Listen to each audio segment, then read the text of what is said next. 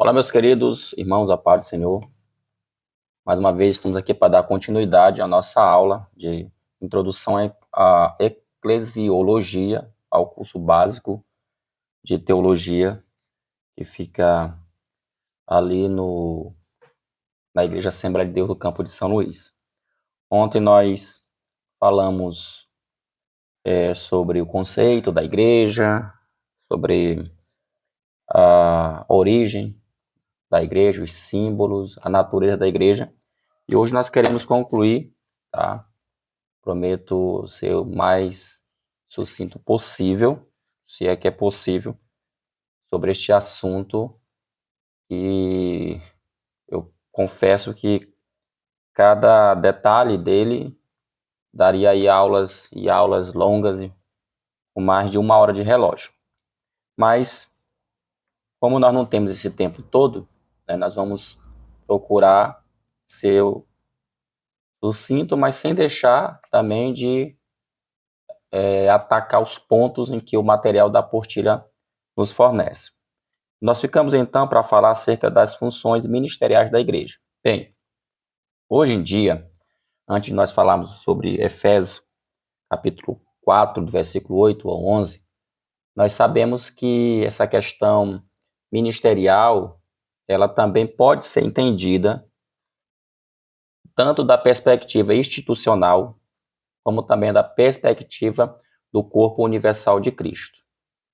Por que eu estou falando isso? Porque quando a gente vai analisar as funções ministeriais de liderança da igreja atual, muitas das vezes a gente percebe, por mais que se procure embasar as lideranças com textos bíblicos, mas a gente percebe que elas não são exatamente aquilo que o texto fala sobre o conceito daquela liderança, o objetivo dela, etc.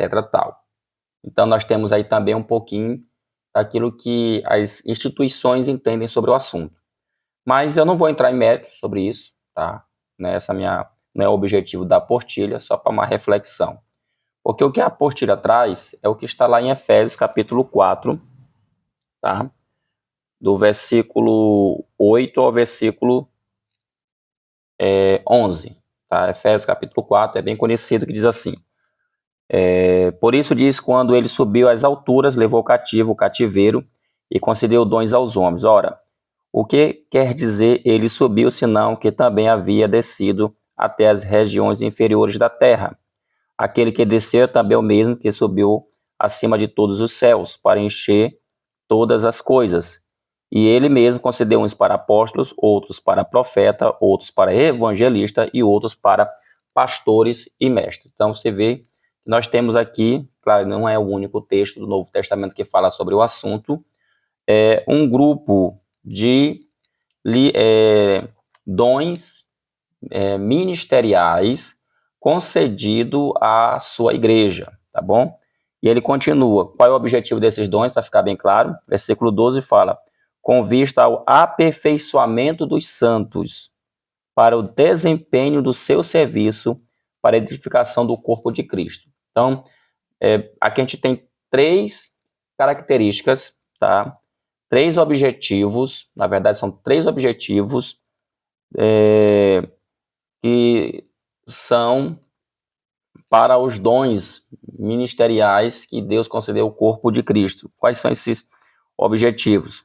Primeiro, aperfeiçoar, porque lembra, a gente falou no vídeo passado que a igreja ela está em processo, né? Apesar de ela ser lavada pelo sangue do Cordeiro, justificada, redimida, mas nós estamos ainda em um processo, né? Aqui entra, inclusive, a questão da santificação, que nós temos a doutrina da santificação posicional, que é aquela que nós recebemos diretamente de Cristo quando nos convertemos, mas também tem a ideia da doutrina da santificação progressiva, ou seja, é aquela em que nós trabalhamos os nossos hábitos que não são bons, né? Trabalhar essa velha natureza, enfim. E aí entra aqui o que Paulo fala no versículo 12. Primeiro, o objetivo dos dons qual é? aperfeiçoar. Se é para aperfeiçoar é porque não está ainda perfeito, né? Aí nós temos também desempenho do seu serviço. Então, esses dons aqui, que Paulo vai falar em Efésios 4, mais especificamente no versículo 11, ele também tem o objetivo, também além de aperfeiçoar, tá? Mas também desenvolver o desempenho, né? Melhorar o desempenho do serviço, ou seja, o trabalho que nós fazemos no corpo de Cristo. Cabe a esses dons ensinar, exortar para que possa ter um melhor serviço no corpo de Cristo. E por último, o texto fala sobre a edificação do corpo de Cristo. Então está aí o versículo 12, onde ele fala dos 3 objetivos dos quais cercam aí esses dons ministeriais. E quais serão esses dons ministeriais? Nós temos aqui, primeiro, apóstolos, tá? Bem, para ficar bem claro, nós temos aqui, inclusive esse livro, muito bom da CPAD, né, esse livro aqui, do autor Carlos Alberto de Araújo, a Igreja dos Apóstolos. Ele vai trazer, bem interessante esse livro, ele vai trazer de forma histórica e também análise dos textos, até exegeticamente, tá? Essas questões. Ele traz aqui, nesse livro, nesse ponto sobre a questão do apostolado, tá? Ele fala sobre o apostolado original, e ele fala do apostolado extensivo. O que ele quer dizer com o apostolado original? São os 12, tá? Os 12 apóstolos que foram escolhidos diretamente por Cristo Jesus, tá? Então, isso aí seriam os 12 apóstolos originais. Um se perdeu, depois, claro, né, foi substituído por Matias, né? E alguns até dizem que o apóstolo Paulo também está nessa categoria, mas isso aqui é uma outra discussão, não cabe o que eu quero dizer aqui, mas eu só quero salientar que existem aqueles que foram os apóstolos originais, dos quais também a Bíblia fala, né, sobre a igreja estar fundamentada nos apóstolos e também nos profetas. Então, quem são esses apóstolos que a igreja está fundamentada? Seriam exatamente esses 12 apóstolos, porque eles aprenderam diretamente com a pessoa de Cristo. E tem aqui aqueles que foram depois, foi tendo uma progressão dentro da igreja, vamos dizer assim, que seriam os o apostolado extensivo, tá? Ele até que vai falar aqui, dar alguns exemplos de irmãos que foram também, além dos 12 chamados de apóstolos. Ele cita aqui Paulo, né? Ele cita aqui Barnabé, Silvano, Timóteo, né? Aí ele coloca talvez, né? Talvez, Andrônico e Júnias, tá? Então a gente vê que no Novo Testamento, e aí tem os textos bíblicos aqui que não dá para a gente ler, outras pessoas também foram chamadas de apóstolos, mas não no mesmo que lá, digamos, na mesma categoria dos 12. Nesse caso aqui, os apóstolos seriam, depois essa palavra foi sendo substituída e acabou, como ele fala, no desenvolvimento, né, histórico desse ministério, acabou caindo em um outro ministério que é muito mais conhecido hoje da igreja, que é o ministério de missionário, tá? Porque a palavra apóstolo significa aquele que é enviado.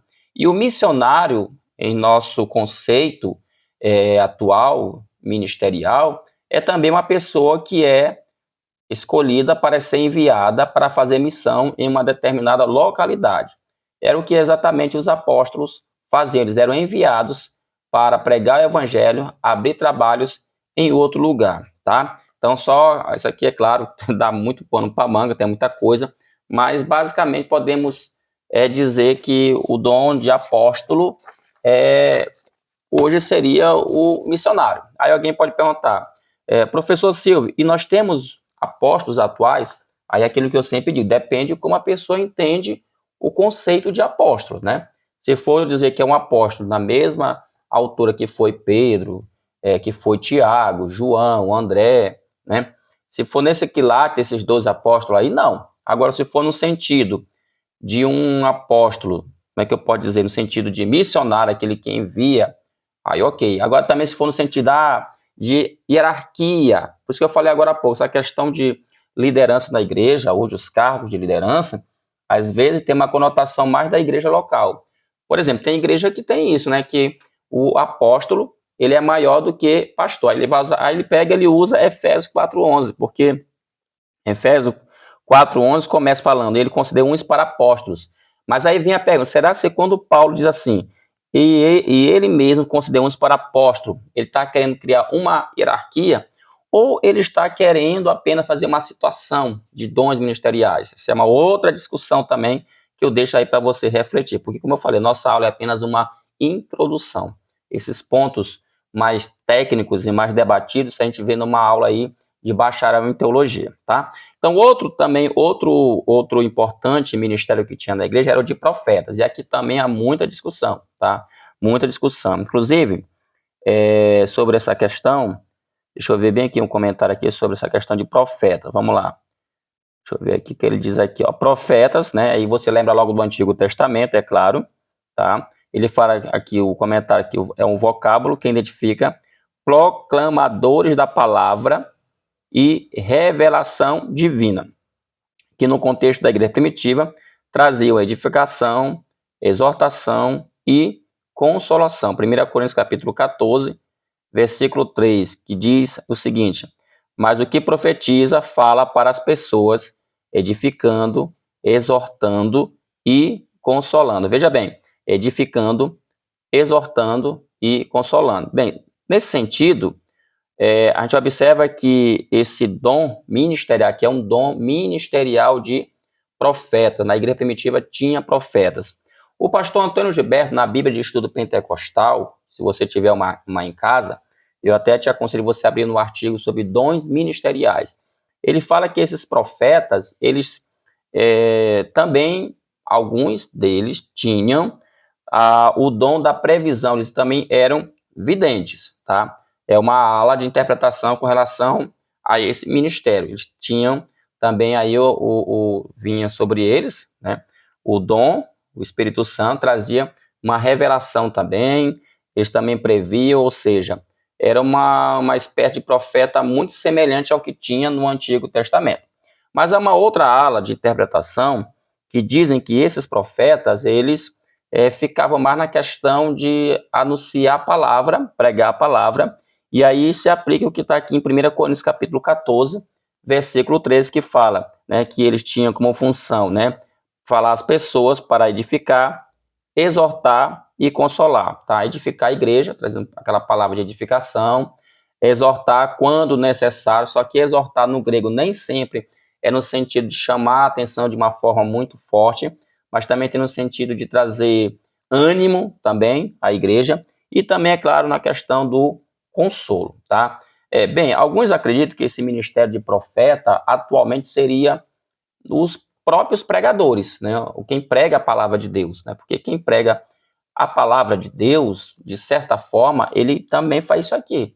Então, se a gente for aceitar essa interpretação, logo o pregador, ele tem que pregar para edificar, ele tem que pregar para exortar e ele tem que pregar para consolar a igreja. Então, pelo menos nesse sentido, a pregação teria que ter esses três itens ou essas três características. Mas, volto a falar, esse é um dos dons, ao meu ver, mais complicado de nós entendermos atualmente, né? Porque, volto a dizer, não há uma, digamos assim, uma unidade de pensamento. A gente lê um aqui, a gente lê outro ali, e a gente percebe que cada um vai dar uma opinião. Por exemplo, na ala da teologia pentecostal, tá? Por exemplo, se você for pegar e estudar sobre esse ponto, aí todos vão caminhar muito semelhante ao que o pastor Antônio Gilberto fala na Bíblia, no artigo sobre dons ministeriais. Mas já se você for pegar na ala da teologia reformada, ele já entende que isso é mais uma aplicação aos que pregam a palavra de Deus. Por isso que eu falo, não é um dom muito fácil de se definir, mas ele existia na igreja primitiva, ok? Outro dom também que nós temos é pastores, tá? Evangelistas, ok? O evangelista, tá? Temos aqui exemplos ministeriais de ministério de evangelista. O mais famoso na Bíblia do Novo Testamento foi Filipe, né? Filipe não era só diácono, ele também tinha esse dom de evangelista. Era uma capacidade também dada por Cristo, aonde esse ministro, ele com muita graça e direção divina conseguia levar a palavra de Deus a outras localidades, né? E o ministério de evangelista desses homens, porque assim, alguém vai dizer, mas professor Silvio, toda a igreja não é uma evangelista? Não, no sentido de dom ministerial, não. Tem gente que tem realmente esse dom ministerial no corpo de Cristo. Claro, o conceito de evangelização é para toda a igreja. Toda a igreja está incluído na ordem da evangelização do mundo. Mas esses aqui, qual é o diferencial deles? É que além de eles pregar a palavra do Senhor, acompanhava também sinais, né? Tinha milagres, eles expulsação de demônios, entendeu?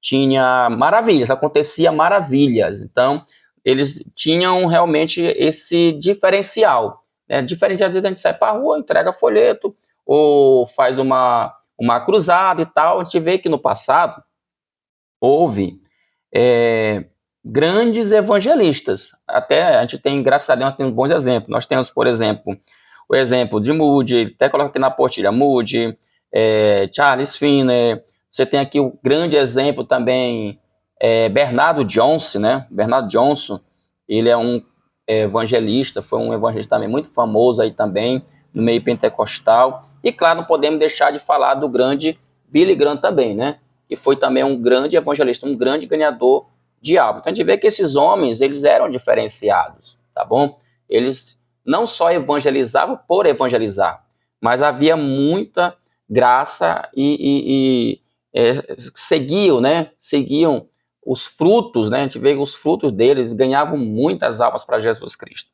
E outro, aí nós temos aqui outro ministério, que é o ministério de pastores. E aí vai ter uma grande disputa também aqui, porque o dom seguinte é o de mestre. Inclusive, a Bíblia de Estudo da Thomas Nelson, né, ela vai dizer, tá, que esse dom pastores e esse dom de mestres, eles, na verdade, seriam uma mesma coisa, digamos assim, né? Eles não são separados, eles devem ser entendidos juntos, porque se a gente for analisar pelas cartas paulinas escritas ao jovem pastor Timóteo, a gente vai ver que ele recomenda que o pastor ele tem que ser alguém que maneja bem a palavra de Deus, né?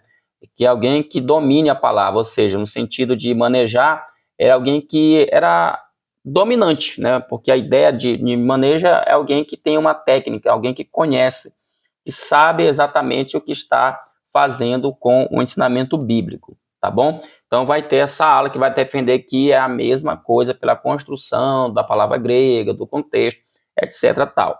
Mas há aqueles que entendem que é diferente, que são dons diferentes.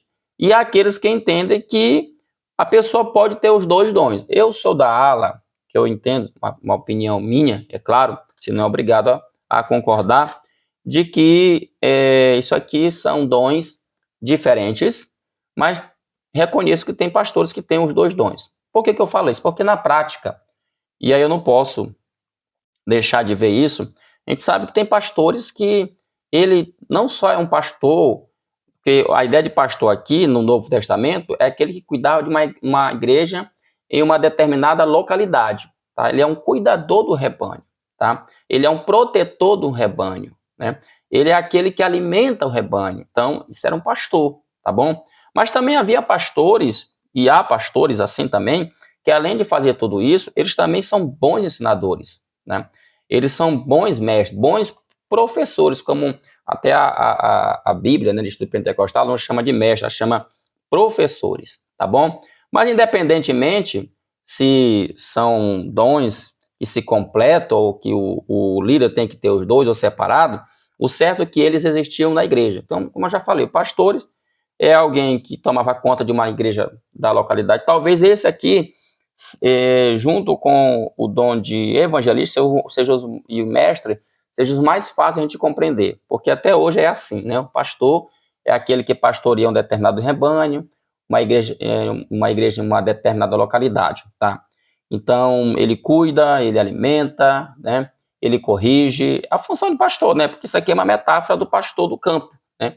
E se a gente for estudar sobre o pastor do campo, a gente vai ver que era exatamente essa a função que ele exercia. Agora, o mestre, tem até que a palavrinha grega didaskalos, né, essa palavra para mestre no grego, era alguém que tinha a capacidade, o pastor Antônio Gilberto fala, era alguém que tinha a capacidade de entender, tá, as escrituras, sistematizar as escrituras, ensinar a igreja, tá, ensinar a igreja, de forma tal que essa igreja tivesse condições de quê?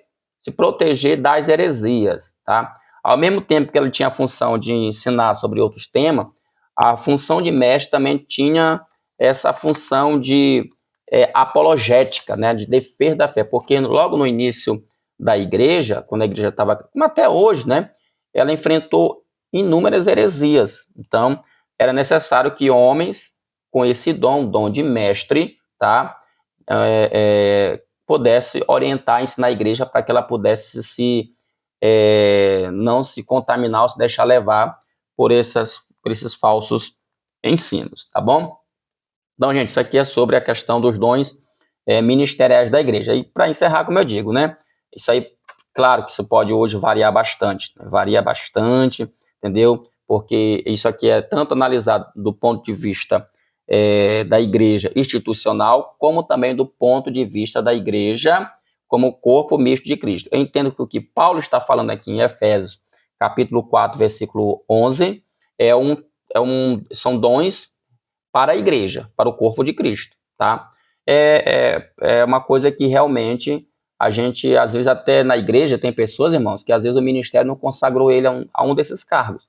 Ó, por exemplo, só para finalizar, para ficar aqui uma coisa na nossa cabeça. Professor da escola dominical. Tem professor da escola dominical que é o mestre. A gente percebe que quando ele ensina a palavra de Deus, ele está dentro daquilo que Paulo fala em Efésios, né? Efésios capítulo 4, versículo 12. Claramente você vê que ele aperfeiçoa, claramente você vê que ele desempenha, né, o serviço, e claramente você vê que ele edifica o corpo de Cristo. É um mestre. Mas ele não está lá consagrado como mestre. Não existe isso na nossa igreja. Então nós chamamos de educador cristão ou professor da escola dominical.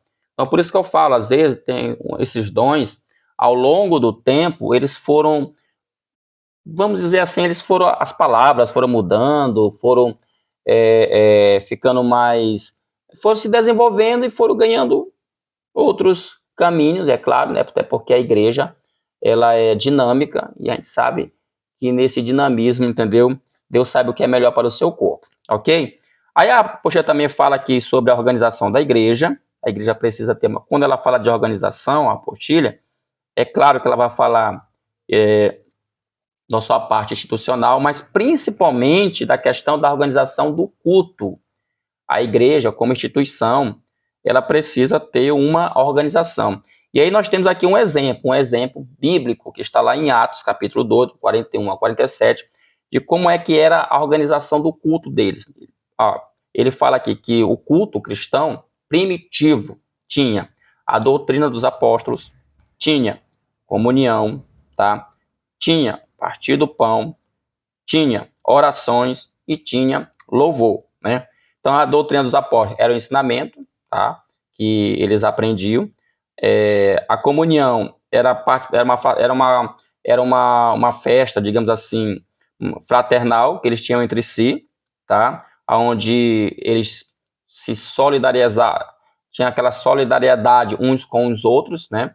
Onde eles viam a necessidade do outro irmão e assim eles compartilhavam, tá? Isso aqui é a chamada comunhão, que é muito diferente de hoje, por isso que eu falo, tem muita coisa que está na igreja primitiva e a gente vai comparar com as nossas igrejas atuais e percebe que há uma diferença. A ideia de comunhão nossa é cantar um hino e se abraçar. Não era essa a ideia de comunhão da igreja primitiva. Tá muito claro aqui, ó. Ele fala que sentimento de solidariedade, que chegou a levá-los a considerarem tudo o que tinham, não como propriedades individuais, mas de todos. Então, veja bem, o conceito de comunhão bíblico para o conceito de comunhão atual. Aí tem aqui o partir do pão, que está relacionado à Santa Ceia, tá? As orações e, por último, o louvor. Então, você vê que a igreja não cultuava, não agia de qualquer forma. Tem também aqui a ordenança das igrejas, né? Aqui nós vamos ter duas ordenanças. A igreja tem duas ordenanças, que é a Santa Ceia e é o batismo, né? O batismo em água. Sobre a questão da Santa Ceia, né? Nós temos aqui forma de como essa ceia ela é realizada, né? A Santa Ceia ela tem formas, né? Como ela é celebrada, tá? Por exemplo, nós temos aqui a transubstanciação, que ele vai falar, a consubstanciação, tá? A presença mística ou graça inerente e o memorial. Ele colocou aqui 4 maneiras de como a igreja, como as igrejas celebram a Santa Ceia. A transubstanciação é como a igreja católica, né? Ela celebra a Santa Ceia, ela entende que quando o sacerdote ele faz lá a oração pelo pão, pelo vinho, literalmente aqueles elementos se transformam na carne e no sangue de Cristo. Por isso que o nome é transubstanciação, tá? Ou seja, os elementos, né, da ceia, que eles nem chamam ceia, eles chamam Eucaristia, transformam-se literalmente no corpo de Cristo. Nós temos a consubstanciação, que é uma interpretação luterana, como ele coloca aqui, e ele diz que o pão e o vinho não se modificam, permanecem como são, mas uma vez consagrados e tomados pelo fiel de alguma forma, a substância do corpo e do sangue de Cristo se relaciona com eles, o que na prática significa comer a carne e beber o sangue de Cristo. Então, eles entendem que quando o fiel, né, ele toma parte tanto do pão como o vinho, tá? Não que aqueles elementos se transformaram literalmente, mas quando ele participa, vamos dizer essa palavra, literalmente, tá? Ele estaria tendo um relacionamento místico, um relacionamento espiritual. Eu já vi em algumas sistemáticas que a consubstanciação, ela na verdade, ela é quando o sacerdote faz a oração e aí os elementos passam a ter significado místico. Então, esse relacionamento aqui seria, na verdade, uma relação espiritual, tá bom?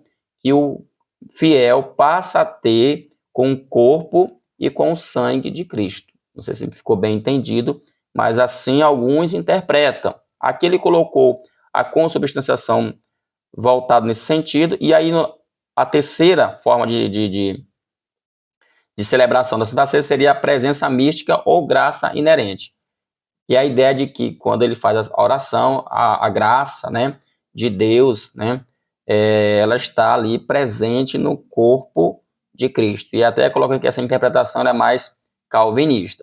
E nós temos aqui o memorial, né? O memorial é o que é interpretado aí por nós assembleanos. Vocês já estão bem acostumados com essa prática. Eu acho que não precisa eu falar nada sobre isso. Então nós temos aqui, ó, primeiro, católico, que é a transubstanciação. Consubstanciação são os luteranos. A presença mística ou graça inerente é a interpretação calvinista, tá? Eles são sacramentos, né? E por isso que na Igreja Católica, nós não, na Igreja Calvinista, né? Que são os presbiterianos, essa questão da Santa Sé e do batismo, eles entendem como sacramento, tá? E, claro, aqui nós temos Zwingli, que é o grande, né? Um dos grandes defensores da teoria memorial, que segue a Assembleia de Deus e muitos outros, entende que a Santa Ceia, na verdade, ela é um memorial, ou seja, ela traz à memória, tá, o sacrifício de Cristo na cruz do Calvário, tá? Aí nós temos aqui, meus queridos irmãos, né, sobre a missão da igreja, tá? A missão da igreja. Qual é a missão da igreja, meus irmãos? A igreja foi criada para quê mesmo? Qual é a missão dela, tá? Primeiro, glorificar a Deus, então isso aqui envolve adoração, tá? A igreja ela deve entender isso, que o objetivo principal dela é adorar a Deus, em primeiro lugar, é a adoração totalmente a Deus. Segundo, a evangelização do mundo, ele coloca aqui. Além da adoração, a igreja tem que entender que ela tem como um papel, que ela é uma agência, perdão, que ela é uma agência missionária. Terceiro, A questão da edificação dos membros, aqui parte, claro, da liderança da igreja, é óbvio. Tem também a questão da disciplina eclesiástica, tá bom? E essa questão também faz parte. Tem muita gente que não gosta mais dessa palavra disciplina, mas também nós temos que entender que é bíblico, a disciplina é bíblica.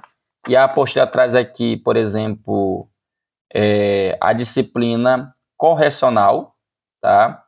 Que tem como descrição as seguintes palavras: a disciplina correcional consiste especialmente em manter a doutrina e as normas estabelecidas pela igreja, a fim de que o mal não tenha lugar entre o povo de Deus, que deve ser um povo santo, tá bom?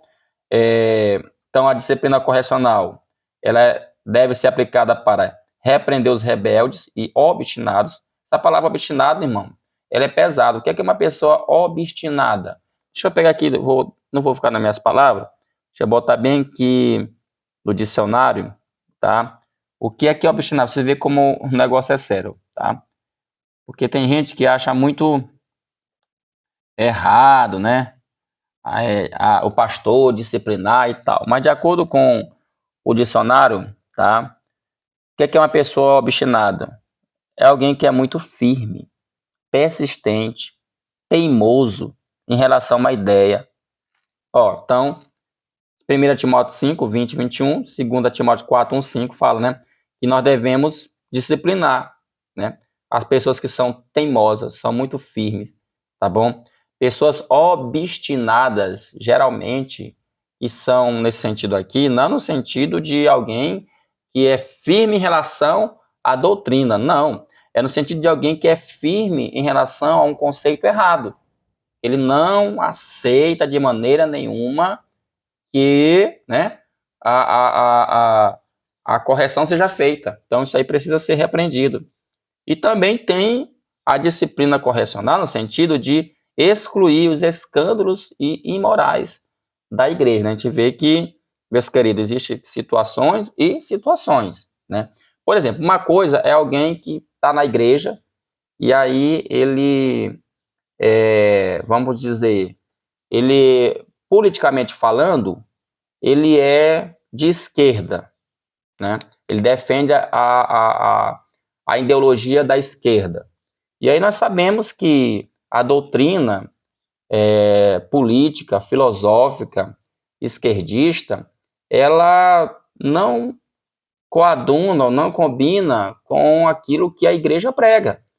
Nós, por exemplo, entendemos que a família, ela tem os princípios judaico-cristãos, nós entendemos, por exemplo, que o aborto ele não é uma opção legal, né, porque nós defendemos a vida. Então, em outros assuntos, enquanto que a ideologia da esquerda entende que não, que esses assuntos eles não podem ser de maneira nenhuma taxados, aprisionados dentro de uma ideia, tem que ser livres, né? Tem que ser livre, deixar o ser humano, tá? Pensar da maneira que ele acha o que é melhor para ele. Tá? Então, imagine uma pessoa dentro de uma igreja conservadora, como a Assembleia de Deus, com esse pensamento. Então, e ele não muda, ele bate, ele ensina, ele expressa sua opinião, é teimoso, então ele é obstinado, ele é uma pessoa firme. Então, é nesse sentido, ele precisa ser o quê? Corrigido. Precisa haver uma correção, uma disciplina no sentido correcional. O pastor da igreja, a liderança da igreja, precisa corrigir ele. Imagine se essa pessoa ela é um professor da escola dominical, só um exemplo. E aí ele está lá numa sala de escola dominical ensinando isso. Então precisa a liderança da igreja, sem dúvida nenhuma, falar, né? Agora, tem casos que são de escândalos imorais, né? Tem casos que são de escândalos imorais. Como, por exemplo, lá na carta que Paulo escreveu lá aos Coríntios, né?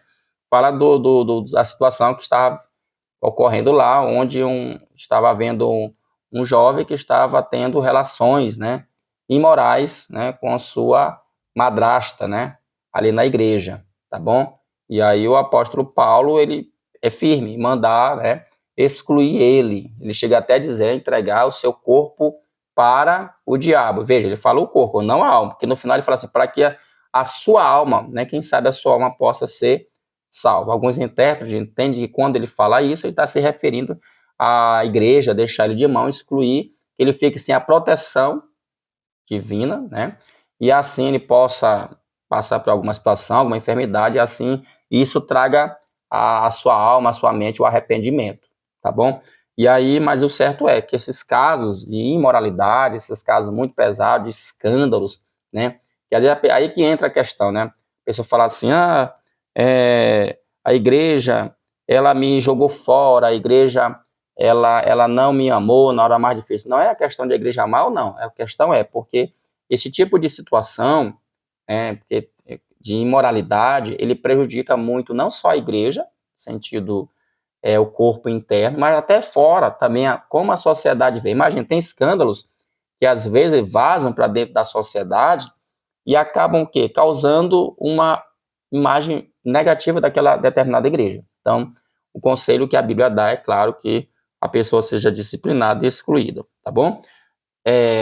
Gente, para encerrar, a apostia trabalha acerca do destino da igreja. Qual é o destino da igreja, né? Depois de tudo isso aqui, né? Lembra que nós começamos falando lá no início, né? Que a igreja, entendeu? Ela está sendo, né? Trabalhada, ela está sendo formada. Pois é, o destino dela é ser glorificada, né?